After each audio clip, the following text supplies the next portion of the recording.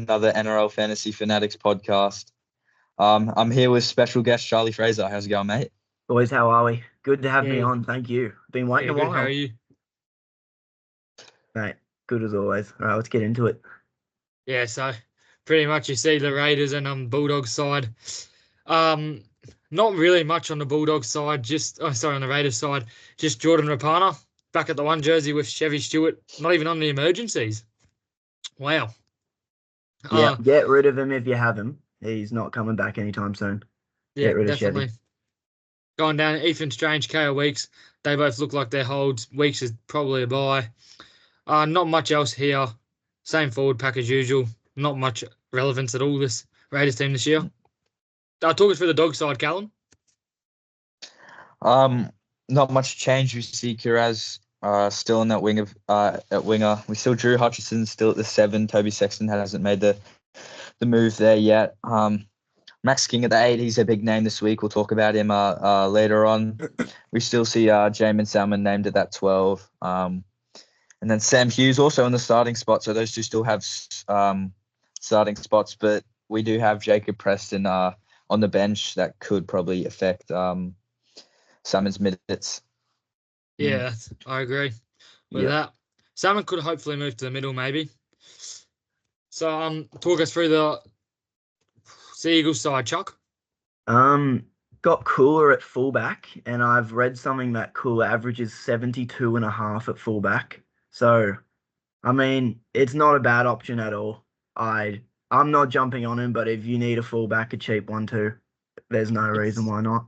It's not a slam dunk though in a bad underperforming team. Yeah.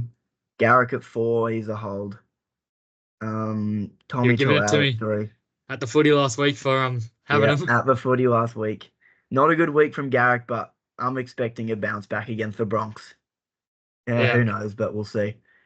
Lukey Brooks could be an option going into Origin period. Good buy schedule. I'm keeping an eye on him, so we'll see about that. Josh Alloy, Fanshaws man. Not a fantasy relevant bloke. Hamole back from suspension. Could be an option, pod option potentially. And then you got Burbo and Gerbo. If you have them, just hold them. Yeah, and you see Waddell drop to the bench. Do you think that makes him a sell? Yeah, Waddell's a sell. Good week last week, but benched, so our man number 14, Gordon Chen Kumtung, staying there. Chen Kumtung. Completely irrelevant, boys. If you're picking him up, what are you doing? What's going on? All right. It could be a good hooker cover for round 13. Yeah, I've seen worse. But yeah, we'll move on to the Bronx. Yeah, so talk us through the Bronx, Cal. Walsh is still at that 1. We still Jock Madden moves into that 7. Not too much has changed except for Blake Moser comes in. Willison's still at that interchange. Do you reckon at his price tag he's a sell at the moment? No, because you got Haas and Carrigan leaving for Origin soon. And okay, I've seen something that Corey Jensen apparently eyes down an Origin jersey too. I don't know if that means anything, but they've given some free middle forwards. Yeah, that's pretty much it through the Bronx side. We just hope Carrigan can get back rolling. Maybe could make him a sell going into the Origin period and free up some cash, but that's pretty much all. What are your boys' thoughts on Piakura? I think Piakura has to be a hold. He's a hold now. He's just so cheap. Like, we know what he can do. Yeah. But just a quick one. Do you guys think Tyson Smoothie is an interesting option for that hooker cover with starting 9 now, with Walters being out? Look. He's a bit fantasy irrelevant, to be fair. He makes a lot of tackles. He's a bit of a workhorse, but I just don't see it, to be honest. Yeah, fair enough. So going on to the Titans side, Keeney holds the number 1 jersey, so holders of him are happy with this week. So you see Chris Randall and Sam Verrills in the halves. If you ask me, that's very, very interesting. Going down. Who's going to do the kicking? Who knows? But you go down, Dave Fafita still there. Bo Firma, someone I'm very interested in this week. But yeah, not really much out there. And then going to the Knights side of the ball, we see David Armstrong still holding the 1 spot with Gamble out and Cogger coming in at 6. And then down here, the big news, Kai Pearce-Paul on the interchange number 15 and Dylan Lucas holds the number 12 jersey. Do you think this makes Kai a sell or is he still a hold? I'd be holding Kai if I don't own Kai, but if I did, I'd hold him. The bloke, he's got a good PPM, few injuries about. He might be back in the starting team before you know it. So I'd hold him. I don't own Kai either, actually. Yeah. Well, with that 600K price tag as a guy who owns him, I'm thinking of selling him. There was rumors saying that he was rested last week, apparently, to give Frizzell that run, and then Lucas will move back to the bench. But I think I've sold him just because of his price tag, and I could probably cash down to a cheaper guy and then cash up to a guy like David Feeder, which I have. So I believe he's a sell. Well, and just looking in the reserve, you see Fletcher Sharp back. Are you boys interested in Greg Marzu? No. No? No. I just think he hasn't just shown enough this year. Yeah. So if he gets back to that last year form, you never know. But Yeah. On the Sharks side of the ball, Ero, yeah, he's still there. Before we started filming this video, we saw late mail that Nicholas Hines in doubt, even though being named. So, yeah, just importance is by putting a vice captain on a good player, not a pod player like Turbo for me last week. That was my mistake last week. But we see Atkinson still at 6, Hazleton, Holden, and Oregon Gafusi there, both options. Blake Brayley's an option, and I'm telling you, number 12, T. Wilton. It's his season. Yeah, he's been Mr. Consistent on that edge for the Sharks, but it's a 50-50. You can, you can't. He's a good pod, but it's up to the user. Now, talk us through the Roosters side, Charlie. Teddy at 1. Maybe a little close to Origin. He'll be going into that camp, but he could still be a buy, to be honest. We got Dom Young. He's a buy after his 84 last week. I was so close to picking him up last week, but I didn't, and it's same. It is pissing me off. But if you need a wing fullback, got good buy schedules. Dom Young's your man. Sam Walker 7. Nothing's really changed. Angus Crichton, everyone should own him by now, so don't really need to say much on him. Connor Watson in the 14 could still be an option, maybe minutes risk, but Terrell May in the 17, probably a sell now, but that's all I got. Is it time to sell Terrell, considering I'd consider Connor Watson a middle forward and a hooker, so there's a 4 middle forward bench. Do you think Terrell's minutes are going to decrease big time now? Yeah. Especially I see Terrell getting 30 to 40 minutes, to be honest. Fair enough. Just that impact player. So talk us through the Rabbits, Cal. We still Mitchell there. Hopefully he can bounce back after a pretty, not a good fantasy performance, but a shocking performance. But we see Alex Johnson back at that 2. Jack Wyden's still there. Jacob Gagai comes back from injury. Cody Walker at 6 and Dion's still there at 7. Not much really have changed. We still Dry Arrow named there and Damien Cook still at the 9. If I'm really looking to pick up anyone here, it's probably maybe Damien Cook. I don't think he will go into that Origin camp or will play Origin, so could be looking up a buy. But if Keon can find some form, also maybe him coming into Origin. Yeah, I agree with you there. Talk us through your Cowboys, Charlie. Scotty Drinkwater in the 1. He is a good option this week. I picked him up last week, which wasn't great, but I can see a bounce back against the Rabbits. They are rubbish this year. So Scotty Drinkwater, good buy schedule. Get him in your team. Rest is pretty similar. My man Chad Townsend, I'm a big Chad Townsend guy, but he is not a fantasy relevant bloke, so stay away from him. Reece Robson, Lukey back in the starting role. He could be scary, but it's minutes risk, Cotter being Cotter, and the bench. Yeah, stay away from the bench. So Finifilaki is a sell, so get rid of him, boys. That's all I've got. Agreed. Jake Granville's still in an 18 jersey. Poor bugger. Going down, so you see on this Warriors side of the ball, Tane Tuapiki into the number 1 jersey. The guy I was interested in at the start of the season, Ali Lietaka. He's in at the number 3 jersey, and I think, he'll be a good buy. I think you butchered that one, mate. Chance Anyway. Nickel Klukstad in at the 6. Are you guys interested in Chance in at the 6? No, Not at all. Is Not it at all. 600k? I'd rather go Teddy than Chance, to be brutally honest. Yeah. Yeah, couldn't agree more. So number 9, you see Wade Egan listed at 9 again. And no bench hooker. Is that good for the Wade Egan owners out there? Yeah, it is awesome for Wade Egan owners.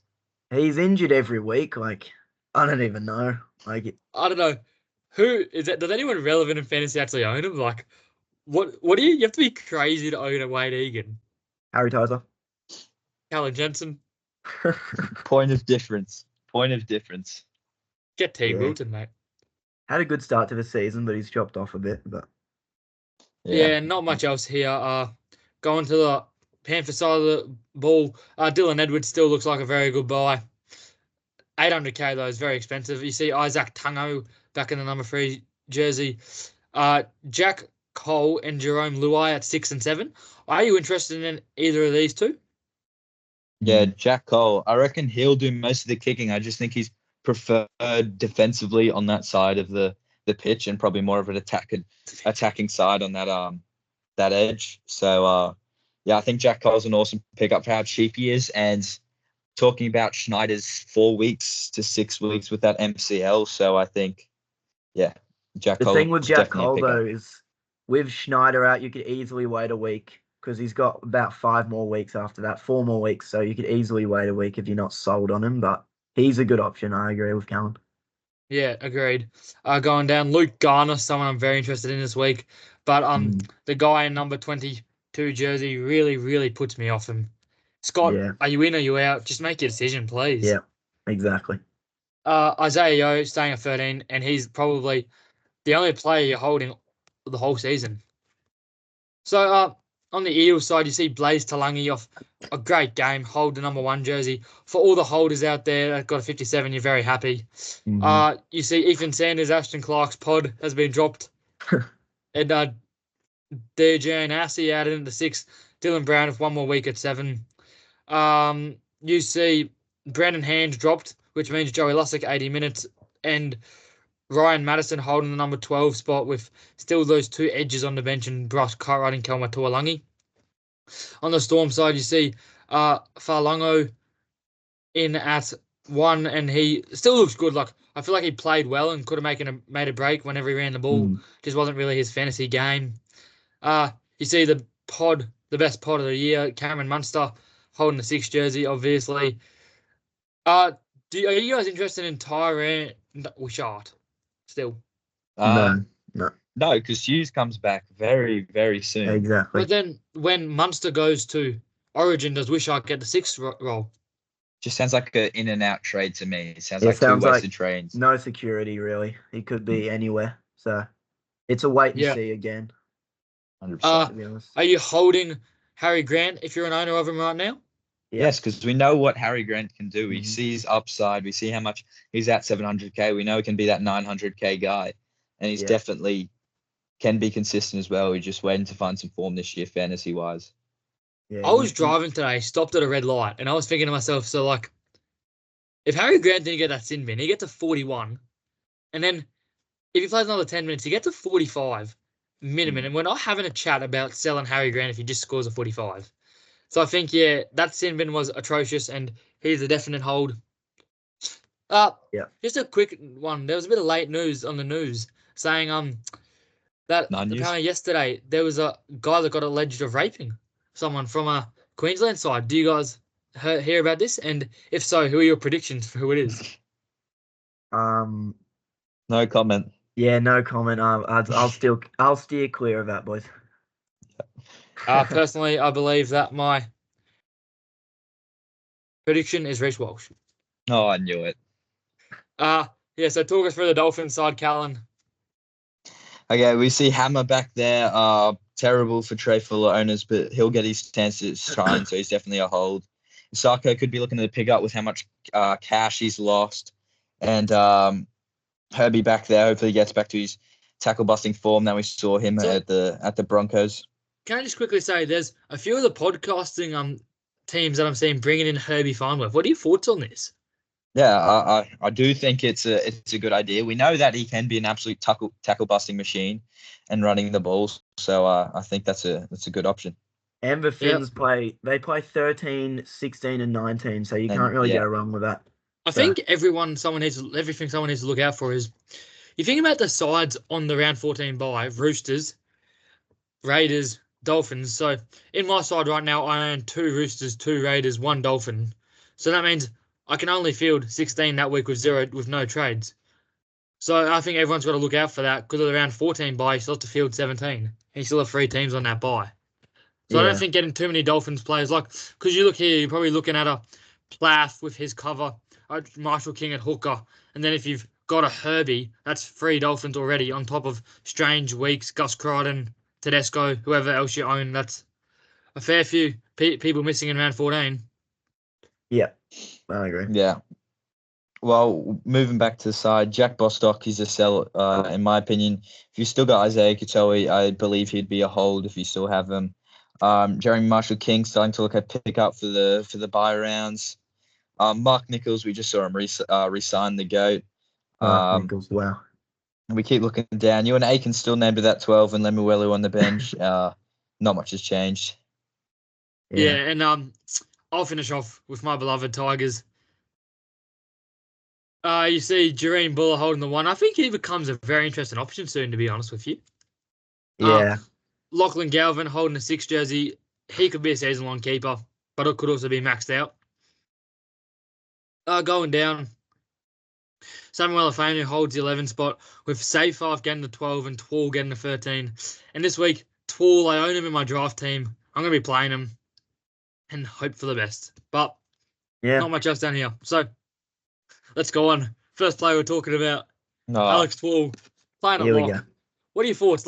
You see here, 54.2 average while playing at lock in 60 minutes. Is there some reason you could get Alex Twall? We know he tackles, he doesn't miss tackles. What are your thoughts on it? I think just job security. Yeah, agreed. Well, you see John Bateman out for 8 to 10 weeks and Isaiah Papali'i out for 2. So if Twall kills it at 13, do you think Papali'i just goes onto the if Twall kills it, Papali'i will still slot back in. I think it doesn't matter how well Twall does. He's not. Yeah. He's going to go back to the bench pretty soon. He's just so good as an impact player. Yeah. I don't think his price changed in 5 fantasy years. So he used to be 700k. But yeah, I personally think there's actually a little bit of value in Alex Twall. Going down, so you see Tolotau Kula 458k with a career average of 73.3 when playing fullback and centre wing dual. Do you think are you looking at him yes, he's gotten 110 in a flogging against the Tigers and a 77 in a flogging against the Dogs? Do you think my view, he's a good option, but anyone can score 100. Drew Hutchison scored 100 a few years back, so anyone can score 100. But the stats don't lie, but I think he's a buy. But then again, if you need a cash down option at fullback, he's probably your best one. If you're replacing a Brimson or a Tommy Turbo, he could be your best option. I'd put Weeks over him. Yeah. Yeah, if you need a real cash down, get Weeks. Personally, for me, I think it's a wait and see. I think there's not enough sample size there, and against a pretty good Broncos lineup, no one knows what could happen. So, yeah, for me, it's definitely a wait and see. At least this week. Well, if he scores a 50, he only goes up to 480k, and that's not robbing the bank at all. Well, we know he doesn't have Saab outside, and we know, I think I saw a stat 3 of his try assists were with Saab, and then 5 of those tries that he was involved with, Saab was also involved. So there's no Saab there. So I think that could also have some downside on Cooler. Yeah. So going on, you see Max King at 648k with break even of 52. You see what he's done this year.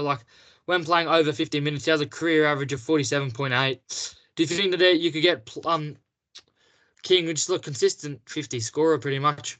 You could do worse. You definitely could do worse, but you also could do better too. But he's a bit of a PPM machine. He pumps them out week after week, and He's not a try-scoring threat. That's the problem with Max King. But he's a bit of a workhorse, so I don't actually mind him, to be honest. Or would you rate him as like a middle buy for that like 650K? Like who would you have over him really? Maybe a Jamin Jolliffe, but he's a bit more expensive than Max King. But Well, King does yeah, play 13 and 16 as a mid too, and everyone needs that.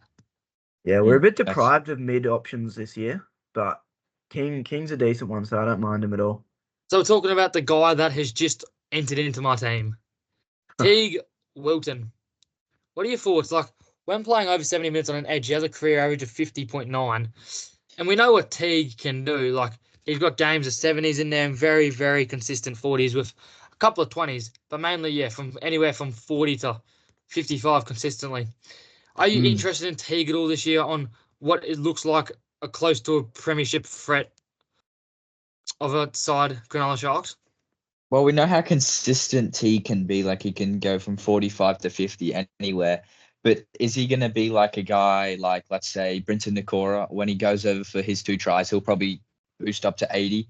But sometimes Teague can score a try and still get 50. I've never seen Teague go absolutely ballistic. So I think there's better options. Like Nakora is better, in my opinion. And also, Ryan Madison could be better than yeah. He's cheaper. They've just got a lot more potential of scoring that 60-plus game that you expect from an edge. Yeah, I agree with you there, but I think it's not a bit terrible. Yeah, it's not a terrible, but Opinion. So if we break even at 18 and he played a half a footy last week and we saw 26 from pretty much all base, looks like a good tackler. Do you think Jack Cole's close to a slam dunk option? Yeah, I rate Jack Cole. Like, look at his stats: 26 points after 40 minutes. If you double that, he's on 52, and you're taking 52 from a 230K guy. Break even of 18. He will make money even if it's a slow burn, but he will make money, and he's got the spot for about 4 weeks, so I And don't mind him at all. They're not playing a team that's like their draw is not hard at all. Newcastle, Cronulla, St George, Manly, and Yeah, New Zealand and Newcastle there. they got about one hard game in the next 5, so you can't go wrong. Talking about the other guy, Jerome Luai, you see what he can do at halfback with games of 98 in there. Are you interested in Jerome at all? Just maybe an increase in kick meters that could get him up there. I mean, you see that 98, but you also see the 20s and the 30s. Like, I feel like it's a bit of an outlier myself. It's a bit like Drew Hutchinson. We know he can score 60. Exactly. We know he can score 100, but is he every week? Exactly. So, break even of 34 for me and 500K is just, it's a bit too much for Jerome Luai, and personally I'd wait a week to see. Yeah. So, Mr. Reliable Tohu Harris, is his time done not playing 80 minutes the last 3 weeks and not really putting out the best numbers? Are you holding Tohu, or is he still... Are you selling Tohu, or is he still a hold? Tohu's definitely. Hold. You can't sell someone like Tohu Harris. Like, not playing Origin, you can keep. He's a full season keeper. Would you be looking to buy him if you didn't have him already? I'd be maybe looking not to with buy, that break even of 70. Not right now. And I'd be looking to buy Fanua Blake if you wanted a Warriors mid. So where would you put him in relations to Max King, like Tohu versus Max King comparison? I'm probably going Tohu Harris, to be honest. Like, I'm only taking King because of that, just round 13. Yeah, King plays 13. So, do you guys know Lockie Hill? Like, he's been in this podcast a bit. He was telling me he was bringing in Damien Cook. And I looked at him like a psycho. No, I don't blame him. I don't mind that at all. Is he a psycho or not? Like, Damien's been an absolute gun at hooker. He has. Wait one more week, in my opinion. Yeah. The only thing that worries me is Peter Mamazoulis on that bench. I feel like if you're waiting another week, you can't wait another week. He's closer to Origin every week, and I feel like he gets picked in that team. So if you're getting him, you get him now, sort of thing. I feel like he should be definitely picked in that side. Yeah, I agree. Well, have we ever seen an Origin hooker being picked, getting dropped throughout clubland, like playing in clubland and getting dropped throughout the year? Have we ever seen that? Because I just don't think they'll go with him. They've got Reece Robson. Does it He's really been playing count? well. It was like have we dropped by ever Jason seen Demetria. the best hooker in a team get dropped to reserves in 1 week? Like, have we ever seen that? Like, that's ridiculous. That's like dropping Harry Grant. They're on the same level. I would put 2 hookers in the league, Damien Cook and Harry Grant as top level hookers. Yeah, maybe and we've even seen a a bit of a Chen form come in a slump few from years. Happy. Yeah, but personally, I'm actually interested in Damien Cook this week. I think you're getting him at a discount for 689k. And if you told me that at the start of the season, I'd be all over him. I do think one thing I do like about Damien is he wears his heart on his sleeve, and him and Murray, with the Rabbitohs performing terribly, they have to do so much. Mm-hmm. Yeah, I agree. Do you guys think is Max Plath a hold or is he a sell? Like, I was at the game and he was on about, I think, 25 from about 22 minutes or something. Yeah. And then he came back on, he chucked that intercept and then he came back onto the edge and he didn't play terribly. He got about 7 points in 12 minutes and then got knocked out. Is he a hold with his gun buy schedule in a dual position? Yeah, definitely. Only out for 1 week with HIA concussion, I think. So there's no reason to sell him. I might sound a bit stupid, but I was listening to Gordon Tallis, and he was telling me, I saw him at the shops, and Gordon Tallis was telling me Max Plath will play Origin. Wow. Even if he's in the camp, he'll find a way. He said that he's been going really well. And and he said, I was talking to at the shops. I don't think it's a bad... Drew Hutchison? What's going on? And I think it's a bad shout. He's, again, a player that wears their heart on the sleeve. Yeah. He's passionate for that Finns. So Dylan Brown. We know what he can do at halfback, and 1 more week there. Are you looking to buy him, or is he just a hold and sell him after this week? Yeah. Up at 800k or close to. I've had Dylan Brown for about 5 or 6 weeks now, and it's for me. Dylan Brown, he's been a freak. He scored 79 or 77 last week. Yeah, 79. Yeah, so good stuff from him. Definite hold. And just see how it plays out with Moses. Just see how it goes and then make your decision from there. But I wouldn't be buying him. We still saw, I think it was last year when Moses was out for 8 weeks. He did come back and also still score 40s to 60s. So I think he's a hold. Yep. Okay, so I saw something that said all Moses has to do is get through round 12 to be selected for Origin. Yeah. On Mix RL, I think. And then they said, we'll be partnered by either Luai or Hines. And with Nico Hines having lingering hamstring issues, he could not play, which would be unreal for our fantasy teams. But that could make Dylan even more of a hold, considering that they play round 13 and Moses won't be there. Yeah, I agree. So going on to hold. KO weeks, break even at -8. And I do think KO takes up the goal kicking with Chevy out full time, and he did a good job last week in round 9. Do you think that KO is he a barnstorming buy this week? I reckon he's the buy of the week, to be honest. Yeah. Like you can't go wrong with a 7 who's 330k with a -8 break even. Like get him in your team. And with another guy sidelined, Jamal Fogarty for 12 weeks or 11 weeks now, but he is out of the picture. I got called crazy when I brought him up in that Sharks game, and look at me now. Loving life. Don't think anyone called you crazy, mate. I've been called crazy a lot for the picks I've made this season. Thanks, Plath. It's a good pick if we got injured. So this was probably the worst moment of my week. Turbo, he's killing it. And then he decides, I'm going to do a hamstring again and waste more of Will Fanchur's trades. Yeah. I was there to see it, and it was... Is he a must sell? Not a happy Fanchur, but we'll move on. Is he a must sell for you guys? Yeah. Yeah, must sell. Get him out. Yeah. Bloody that hamstring has been torn so many times. I'm surprised he still has one. I think it's his 6th hamstring in six games in 6 seasons.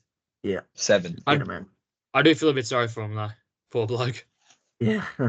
As I said to you, you got to feel for the bloke. So, do you guys think the week got a dog? is he a hold like that dual position plays round 13 and everyone needs around 13 mid? And like we know what he can do on the defensive side. Like you don't really see him miss 7 tackles at edge very often. And if he gets back to that like middle rotation, like we know what he can do down the middle with a good PPM. Most of these games are outliers because he got moved to the centers. But do you think Salmon at 447k is he a hold at a 33 break even? Yes. Yeah. Just with that bye schedule, he's sort of like a Jakey Granville from last year. Scores your 30s and just move on to the next week with him, I guess. I do think that you hold him to around 16 and you just like he's not going to get any lower than 350k and you just like he's still made your money at 350k. You just let those. And even if he loses money, you just got to take it on the chin, sort of. Yeah, Personally, for me, round 13 is more important than what 90k. Round 13, around 16. So going down here, Kai Pearce-Paul. We know what he can do in the second row, but he looks like he's out of favour right now. And for me, Kai, he scored 40s and he scored 30s. Not really that big game yet, just very consistent. And he looked to get back-to-back games of 40. Do you think Kai is he a hold or is he a sell? Like in my opinion, at 650k, breaking of 61, and that buy coming up, it's either a sell or a hold up to the owner personally. Yeah, I agree. He's been on that bench spot again, and off the bench only getting how many 40 minutes? Yeah, 40 minutes. It's tough, but if you got drastic fires to put out, you can obviously hold him. But if you got nothing to do and you got Pearce-Paul, I'd probably get rid of him, to be honest. Yeah, I agree. So Sam Walker, you saw another good game by him. This pains me. I know Walker personally, and let's just say I'm not a big fan of him, but 54, 90, 35, 54 with a try, 5 goals, 2 try assists. Is he a buy? Like now he's down at 595k, breaking 28. Is he a buy, or was it the buy the week of the Dragons? Was that the week to buy him? Look, I'm not too sure on Sam Walker, but he was a good buy about 2 weeks ago. That window might have closed. But, I'm a bit unsure. Like, you could get him. I just don't see. I won't be getting him. Like, I wouldn't be getting him even if I needed a half, to be honest. For me, it's another round 13, round 14 player missing. So as we already spoke about, like you already probably have 2 Roosters. If you add him, that's 3, and you're gone skis pretty much. Yeah. Yeah. Yeah, agreed. So Luke Garner, he killed us last year, I think. Or I didn't have him last year, but he killed those owners last year. Is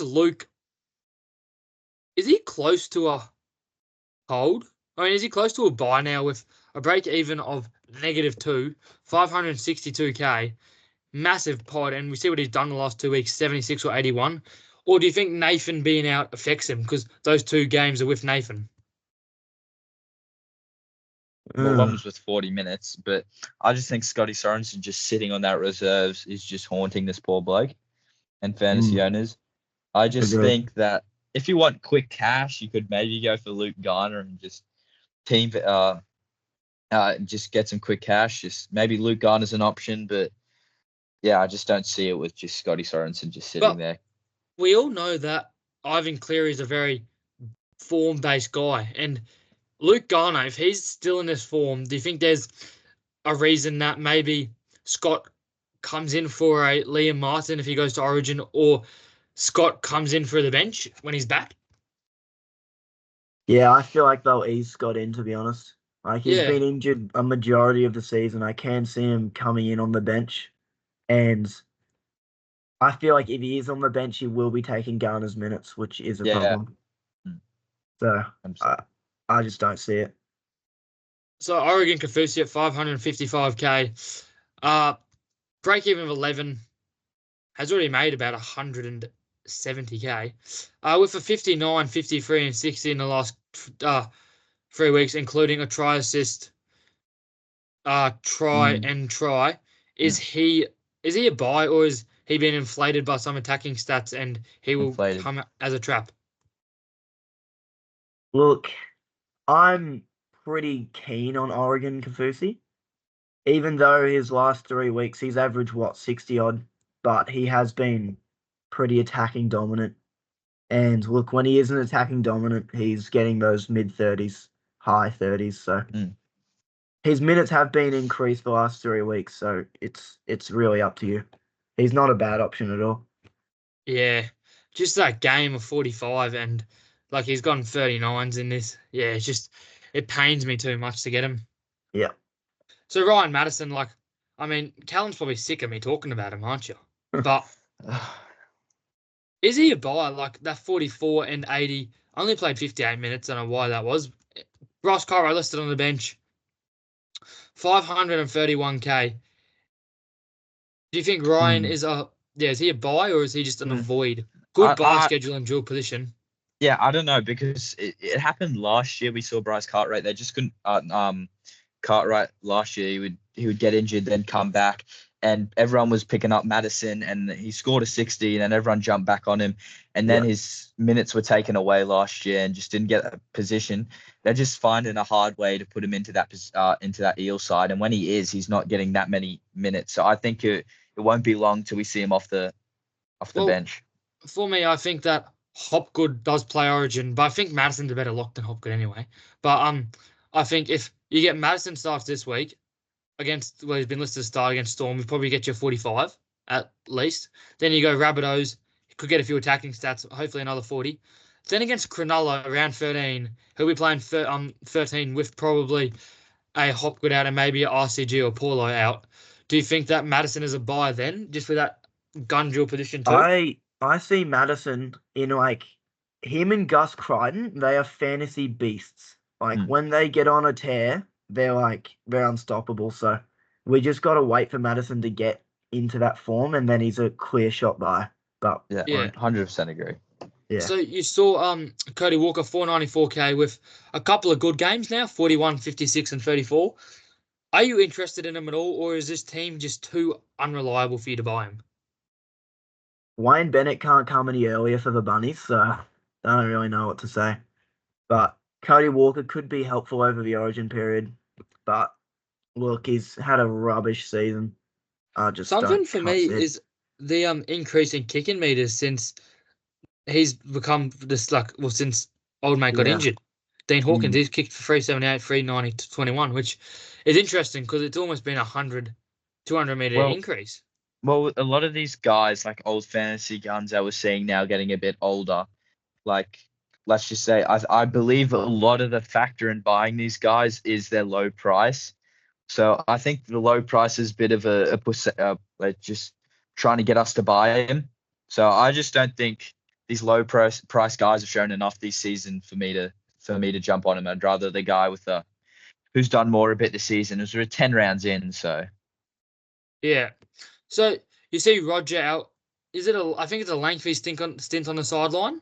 Yeah, with 7-8 weeks. Yeah, Tane Tuapiki coming in at 457k, break even 23. And we know what he did. Like that game here, he was on for a massive score. Is he a buy again? Well, I'd rather go to Cooler and take the risk there because Tuapiki, because Johnson comes back, and that means Chance goes straight back to that number one. Yeah, I agree.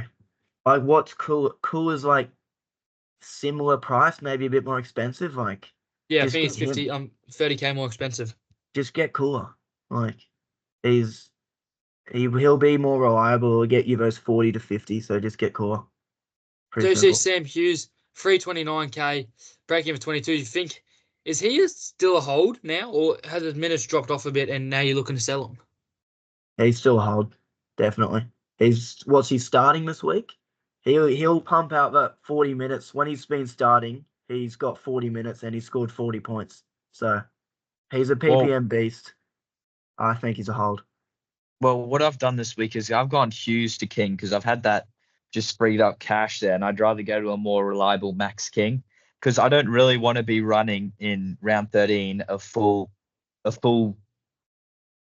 mids of just Bulldogs players. So I'd rather go to just an upgrade there because I've got the freed up cash. So I think either one of them had to go for me, and I'd rather the guy with the dual position.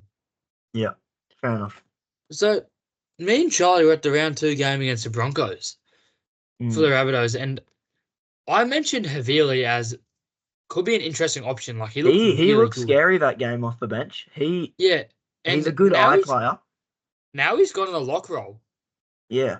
With that hooker duel, if he played 13, I'd buy him. I'd say that much. But is he, with Murray's massive stint on the sideline, is he a buy at all in any of your minds with the mids falling and that hooker duel? Me personally, I'm steering clear of any Bunnies players, like no matter who he is. Yeah. I don't like the 40 minutes though. If he gets another 10 minutes, I'm probably all over him this week. To be honest with you, his PPM is really good through the middle. He's got a good PPM, but yeah. With Bunnies players this year, like there's just been so much change in that club, and I just guess with the interim coach, you can expect the team to chop and change. So, yeah, just definitely agree with Charlie there and just steer clear of Bunny players. Yeah.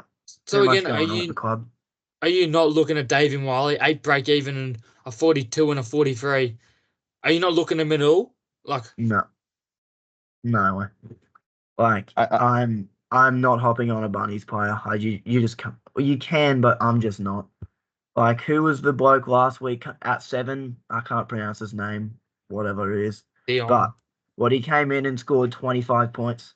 Like it's a bit of a testament to the Bunnies season. Like nothing's really going right for them. So I just can't really see 100% agree. Well, I just get with their mid rotation that they're doing. They're not giving anyone like a heap of minutes because they've had Murray gone down, so they've just got all these guys just doing their stints, and they just come off to the sideline and just rotating that to these guys having 40. They're more of like a mid rotation. Like I'd rather pick up a guy like Jai Arrow because he's got more options for longer minutes than these guys. So yeah, I agree. Yeah. Is Jai Arrow maybe Origin or no? He'll play Origin in my mind. Well, it's just I don't think he will get that starting role over Nanai. He played well towards the back of that Cowboys Titans game, and Fifita as well. But he could play 10. You never know. He could play through a prop. So it's just hard to say. For Lungy, he looked good in this game. Definitely 10 negatives. Do you think he is a hold? Yes. Yeah. But, look, I brought him in last week. There's no way I'm selling him, so you just got to tough it out. Fancher and I've got with some of these fullbacks winger stats. They put up winger stats. I feel like he's one of the guys. He's just based off attacking and try scoring ability. I don't think he's a tackle busting. Well, he is a tackle busting guy, but I just feel like he just doesn't do what the other fullbacks like Tedesco does behind, like to have like more base and stuff like that. So I just think he just puts up those winger stats, and you just got to rely off his attacking ability. He doesn't do the hard yards like the top 5 fullbacks in like what you got. Drinkwater, those fantasy fullbacks just as Drinkwater. You got Ponga, you got Tedesco, you got Dylan Edwards. Like Trell is a prime example of winger stats. Yeah. For a fullback, he doesn't really run the ball that much, which is a problem. So it's tough. It's just that guy like Reece Walsh's involvements just light up. Yeah. It's a quick one going through. So Charlie, talk us through your team here. This will be the last one of this video. All right. So got Tommy Hazelton in there. I picked him up 2 weeks ago. He's averaged about 45, 50 for me. So he's pretty reliable, even though he's got some attacking stats. So I'm just going to continue to hold him. I honestly could not open up my app and see Tom Hazelton's head in my team. Mate, the meat pie is he's a machine. Oh. Well, we got Nicker on the bench. I'm going for a bit of a double loop this week. Sam Hughes, Falongo, and Galvin. We'll see how that plays out. And strategically, vice captain Gus Crichton this week instead of Sean Bohr. So hopefully, if Nico doesn't play, I actually have some good points. Yeah. And the rest sort of sorts itself out. Got Drinky. Wing fullbacks are a bit light on, but I'm of the view that you stack up your mids and keep your wing fullbacks a bit light. So that's about it. Fair enough. Yeah, so pretty much thanks for that one, guys. And we'll see you in the next one. All right. Yeah, sweet. See you guys.